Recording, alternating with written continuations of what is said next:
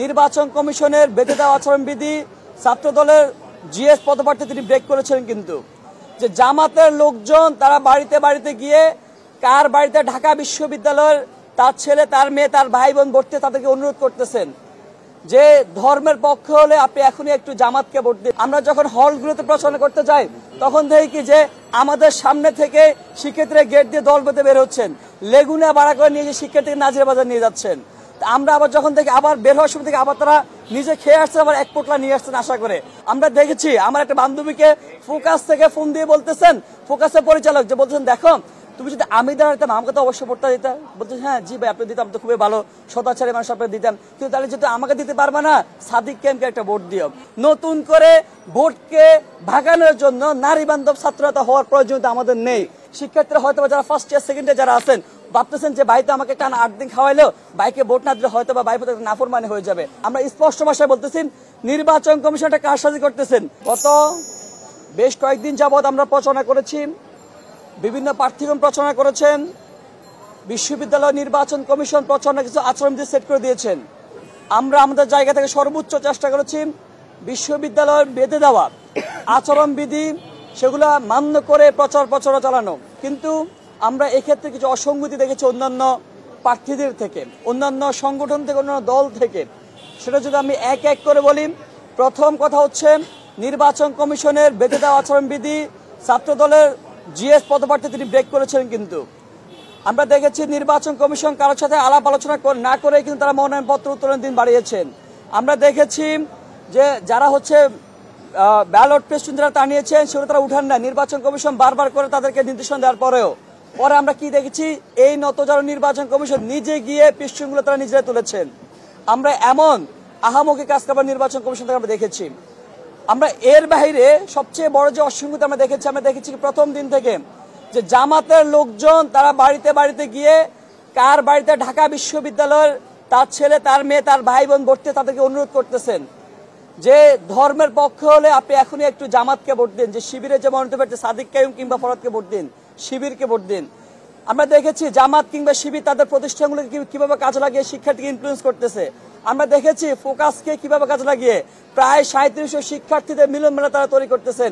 সেখানে আবার প্রধান গেস্ট থাকেন শিবিরের প্যানেলের ভিপি পদপ্রার্থী প্রধান গেস্ট থাকেন। এটা যদি হয় অবস্থা আমরা মনে করি তাদের নৈতিক সমর্থন তারা হারিয়েছেন।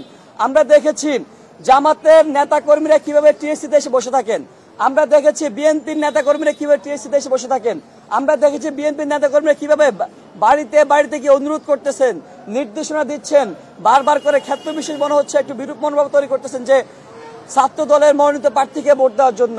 আমরা মনে করতেছি এটা স্পষ্টতভাবে আচরণবিধি লঙ্ঘন এবং নৈতিক সমর্থন তারা হারিয়েছেন।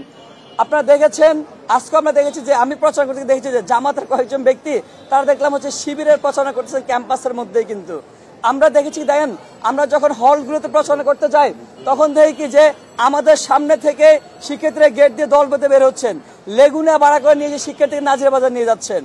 আমরা আবার যখন দেখি আবার বের হওয়ার সময় থেকে আবার তারা নিজে খেয়ে আসছেন, আবার এক পোটলা নিয়ে আসছেন আশা করে। আমাদের মনে হচ্ছে আমরা কি হলগুলোতে যাবো প্রচারের জন্য নাকি নাজিরা বাজার যাবো? তো এই যে অসঙ্গতি দেখতেছি, এই যে কালাকানুন তারা তৈরি করছে শিক্ষার্থীকে ভোট ব্যাংক টানার জন্য, আমাদের মনে হয় যা শিক্ষার্থীদের সাথে সম্পৃক্ততা নেয় বিগত 5-7 বছরে, যে নতুন করে ডাকসু কেন্দ্রিক ক্যাম্পাসে হাজির হয়েছেন, 3 বছর আগে যার ছাত্রত্ব শেষ, 5 বছর আগে যার ছাত্রত্ব শেষ, যে এখন সবকিছু নিয়মকানুন ব্যত্যয় করে ডাবল এমপিল করে যিনি ডাকসুতে নির্বাচন করতেছেন, তার এখন শুধুমাত্র নাজিরা বাজারে তার ভরসা, তার এখন ফোকাসে তার ভরসা, তার এখন ভরসা হচ্ছে ইউনিয়ন ছাত্র দলের সভাপতি সেক্রেটারি, তার ভরসা হচ্ছে জামাতের ছাত্র দলের সভাপতি সেক্রেটারি।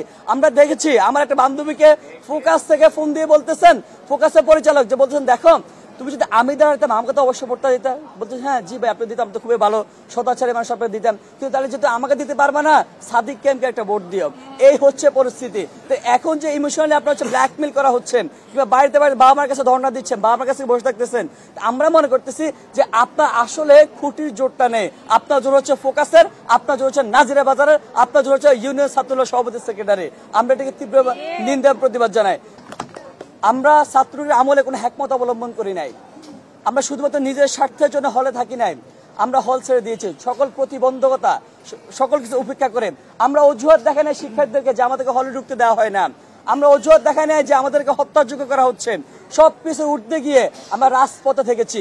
সকালে মারধর করে বের করে দিয়েছেন, 1 মাস আগে জেলে পুরে দিয়েছে, জেল থেকে বের হয়ে এসে আমরা আবার রাজুতে দাঁড়িয়েছি, শিক্ষার্থীর পাশে দাঁড়িয়েছি। আমরা কোনো অজুহাত দেখাই নাই, কোনো প্রতিবন্ধ দেখাই নাই। তো আমরা দেখেছি যে আমার সামনে প্রার্থী যখন যায় শিক্ষার্থীরা একটু হয়তো বা একটু বিরূপ মনোভাব প্রকাশ করে, কিন্তু আমি যখন যাই, আমাদের প্যানেল যখন যায় তখন খুবই কোঅর্ডিনেট রিসিভ করে। আমরা গতকাল দেখেছি জগন্নাথ হলে আমরা মেয়েদের থেকে দেখেছি, কারণ আমরা দীর্ঘদিন থেকে নতুন করে ডাকসু নারী বান্ধব শাস্তেছি না, দীর্ঘদিন থেকে নারীদের সমস্যা সংকট নিয়ে কথা বলেছি, নারীদের অনলাইন হ্যারাসমেন্ট নিয়ে কথা বলেছি, নারীদের ক্যাম্পাসে অনিরাপত্তা নিয়ে আমরা কথাবার্তা বলেছি, নারীদের যে শিক্ষকরা অনৈতিক প্রস্তাবনা শিখে সেগুলো নিয়ে আমরা কথাবার্তা বলেছি, নারীদের হলে যে অদ্ভুত নিয়ম করা সেগুলো নিয়ে আমরা কথাবার্তা বলেছি। নতুন করে ভোটকে ভাগানোর জন্য নারী বান্ধব ছাত্রতা হওয়ার প্রয়োজনীয়তা আমাদের নেই, সেই কারণে আমরা অভূতপূর্ব আমরা সাড়া পেয়েছি।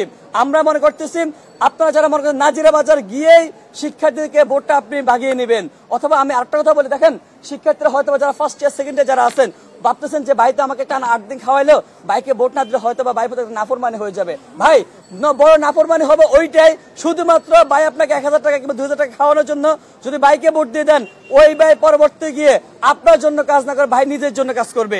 আপনারা দেখেছেন ওই ভাই পরবর্তী যারা এখন আশ্বাস দিচ্ছেন যে আমরা গণরুম গ্যাসরুম ফিরে আসলে আমরা আবার আপনাদের পাশে দাঁড়াবো। আরে ভাই ওই বারে তো আপনার পাশে আগেও দাঁড়ায় নাই, কিন্তু অতীতে এমন কোনো নজির নাই। আবারও গণরুম গ্যাসরুম ফিরে এসে দেখা যাচ্ছে আবারও ভাই আবার আগের যে অবস্থা সে অবস্থানে ফিরে যাবে, কারণ ভাই নিজেও শঙ্কার মধ্যে আছে যে পরিস্থিতি পরিবর্তন হলে ভাই কোন দিকে যাবে।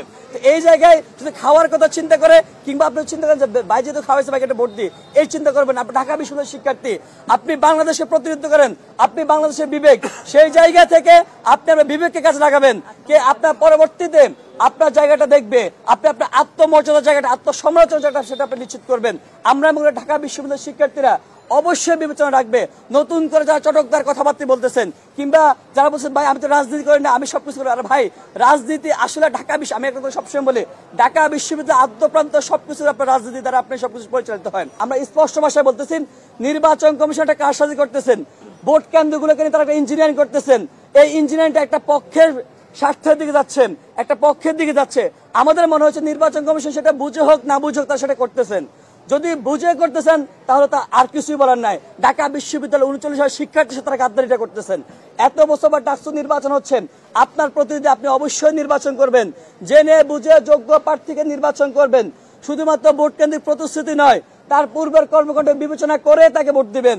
আপনি অবশ্যই ভোটে আসবেন, আপনার প্রতি আন্তরিক আহ্বান জানাই। আপনারা ভোটে আসবেন, ভোট দিবেন, যাকে খুশি তাকে ভোট দিবেন, আপনার বিবেক কাজে লাগিয়ে ভোট দিবেন, কিন্তু অবশ্যই আপনাকে ভোট দিতে আসবেন।